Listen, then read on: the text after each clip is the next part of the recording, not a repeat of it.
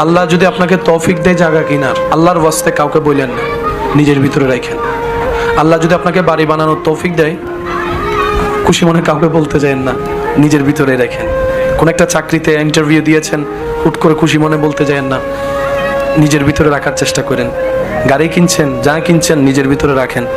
হয়তো আপনি যে চিন্তায় অন্যকে নিজের সুখটা শেয়ার করছেন, এটা অনেক সময় হয়তো হিতে বিপরীত হয়।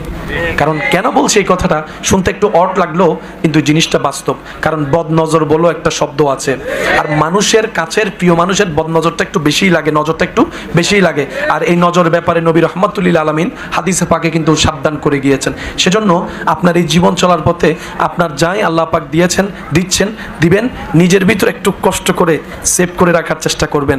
ঘটনা পরিপূর্ণ না হওয়া পর্যন্ত কাউকে বলার দরকার না, হয় হিংসুক বেড়ে যাবে, ঈর্ষাকারী বেড়ে যাবে, নজর দেনেওয়ালা বেড়ে যাবে, প্ল্যানিং করে না মানেওয়ালা বেড়ে যাবে। কাজটা পরিপূর্ণ হওয়ার পরে আগে রবের দরবারে 2 রাকাত শুকরিয়ার আদায় নামাজ করবেন।